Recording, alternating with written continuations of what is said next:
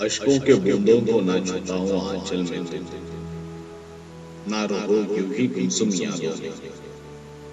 अशकों के बूंदों को ना छुपाऊं आंचल में तुम, ना रहो यूं ही गुमसुम यादों में।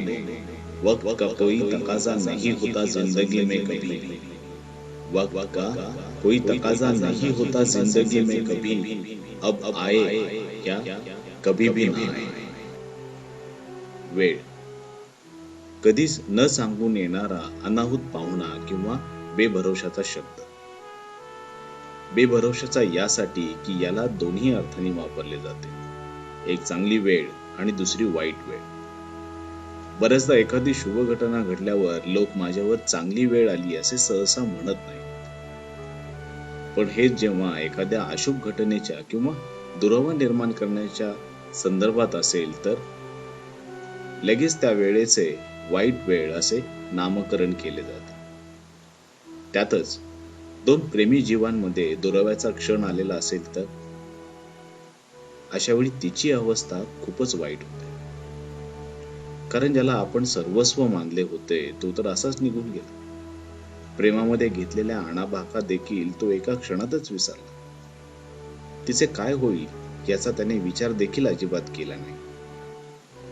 पण तुला झालेले दुःख तू कितीही अश्रू गाळून कुरवाळत बसलीस तरी तुझ्या आयुष्यातून निघून गेलेली ती चांगली वेळ परत कधीच येऊ शकणार नाही. आणि जरी तू त्या चांगल्या वेळेच्या आठवणींमध्ये स्वतःला कितीही गुंतवून ठेवलेस तरीही वेळेला तुझी दया अजिबात येणार नाही. कारण वेळ ही खूपच निष्ठुर असते. सर्वात महत्वाचे म्हणजे वेळेचा काहीच भरवसा नाही. एखाद्या वेळेस ती येईलही आणि एखाद्या वेळेस पुन्हा कधीच नाही.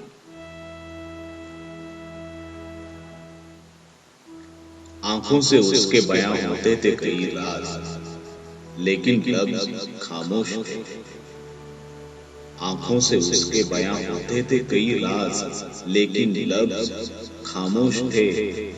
मानो या ना मानो दिल बहुत रोया करता था तन्हाई में. ईश्वराने मनुष्य प्राण्याला डोळे हे सगळ्यात महत्वाचे शस्त्र प्रदान केले. त्यातून व्यक्त होतात प्रेम, राग, लोभ आणि मत्सर. अनेकदा व्यक्त होण्यासाठी शब्दांची गरज अजिबातच भासत नाही, तर फक्त एक नजर ते काम करून टाकते. पण अशा वेळी गरज भासते ती आपल्याला समजून घेणाऱ्या आश्वासक साथीची. कारण जेव्हा काही गोष्टी शब्दातून व्यक्त होत नाहीत किंवा करता येत नाहीत तेव्हा तो जर आपल्या डोळ्यातले भाव समजणारा, वाचणारा असेल तर मग क्या बात है. पण समजा समोरच्याने समजावूनच नाही घेतले तर असंच काहीसं तिचं होतं. तिला तिच्या भावना व्यक्त करायच्या होत्या पण ती शब्दांमध्ये व्यक्त करू शकत नव्हती. काहीशा अनामिक भीतीने तिची जीवनी तिला भावना व्यक्तच करू देत नव्हती. पण तिचे डोळे बोलकी आणि लागवी होते. ते चटकन बोलायचे, व्यक्त व्हायचे, प्रसंगी हतबलता व्यक्त करायचे. पण जेव्हा त्यातून व्यक्त होणारा अर्थ समोरच्याला अजिबात उमगत नसेल तेव्हा तिच्यावर काय प्रसंग गुजरत असेल तिचे तिलाच माहिती. आपल्याला देखील काहीशा उशिराने तो समजतो पण तेव्हा वेळ निघून गेलेली असते आणि ती देखील. मग एकांतात ते आठवून फक्त पश्चाताप व्यक्त करण्याखेरीज कोणताच पर्याय उरत नाही. तिच्यासाठी आणि तुमच्यासाठी देखील. आज मैखाने खाली पड़े हैं और भरे पड़े हैं जाम. आज मैखाने खाली पड़े हैं और भरे पड़े हैं जाम. तूने एक नजर क्या हम पर मेहरबान की. तूने एक नजर क्या हम पर मेहरबान की. कमबख्त बेहोशी का आलम अब भी बाकी है. प्रियसीची जादुई नजर. कमाल असते त्या एका नजरेमध्ये. तुम्हाला अगदी बेहोश करून टाकेल इतकी त्यात ताकद असते.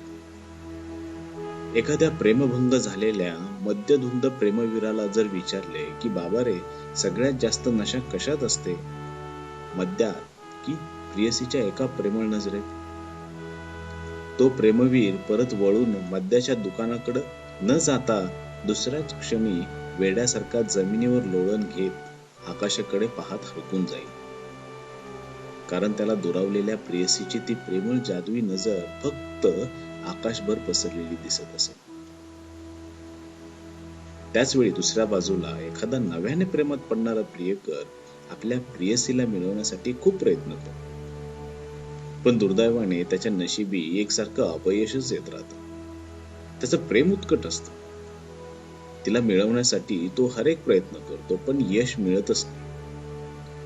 मग शेवटी नाउमेद होऊन तो मद्याला जवळ करतो आणि तेच त्याचे सर्वस्व होते.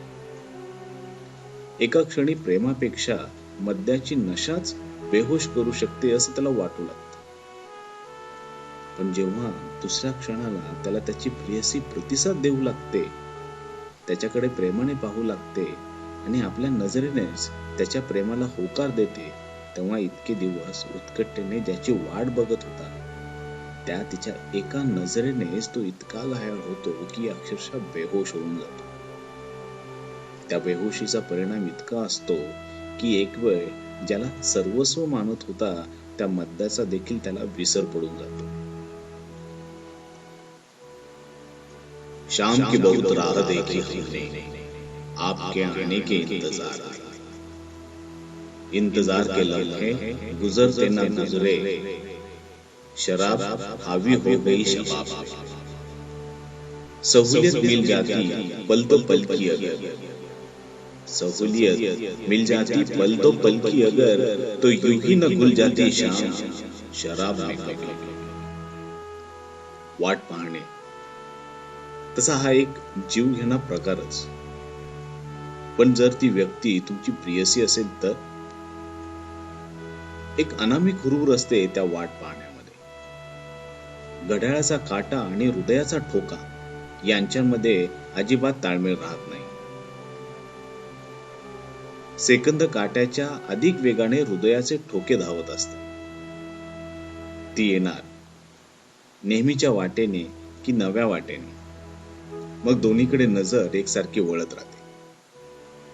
क्षणाक्षणाला हुरहुर वाढत जाते, पण ती दिलेल्या वेळेत येतच नाही. तिने नक्की संध्याकाळीच भेटायचे वचन दिले होते ना, असं मनाला हजारदा विचारून होतं.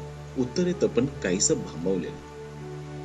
मग तिची वाट पाहण्यात ती सुंदर संध्याकाळ निघून जाते, पण ती येतच नाही.